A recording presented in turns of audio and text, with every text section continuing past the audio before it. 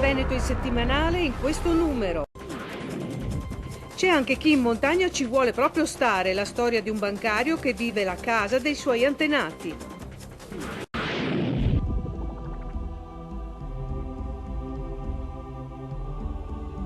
La chiesetta di Damos, il piccolo cimitero dove quasi tutti gli abitanti si chiamavano da Damos, il barometro originale di Damos fatto con un rametto di abete bianco. Se va in su c'è il sole, se sta giù nevica. Al centro del paese lo scorcio con il Monte Pelmo innevato e l'imponenza dell'Antelao. Sì, siamo nelle Dolomiti, in Cadore, e questa è la storia di un paesino a 750 metri di altezza che rifiuta di essere stato abbandonato. Ai primi del Novecento c'erano una quarantina di persone sviluppate su 6-7 nuclei familiari che poi le vicissitudini della vita, l'abbandono della montagna ha fatto sì che negli anni 60 non ci abitasse più nessuno. Praticamente nel 66 l'ultima abitante è andato via da qui.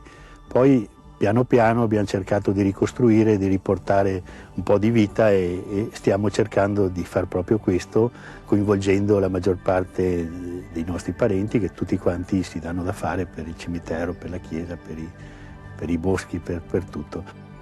Solo la chiesetta del 300 merita una visita, affreschi tizianeschi e tutto pronto per un parroco che non c'è e una messa che si celebra di rado.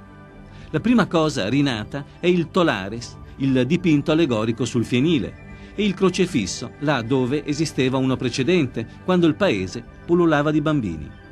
Abbiamo individuato il punto esatto dove c'era il palo che reggeva il crocefisso e ne abbiamo ricostruito uno di nuovo, insomma ne abbiamo fatto uno di nuovo.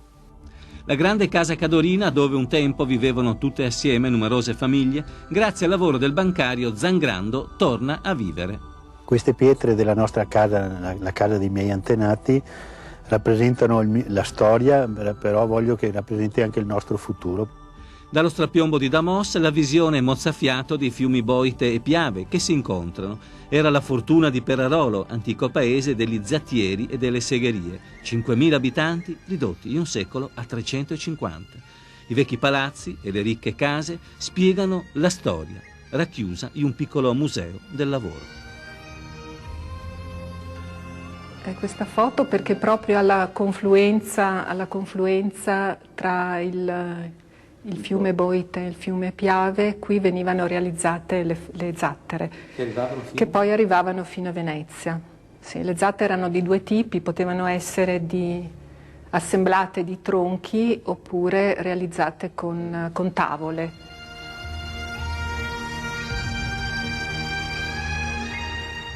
L'abbandono della montagna per noi ci fa molto male perché ci crediamo e stiamo cercando di portare avanti.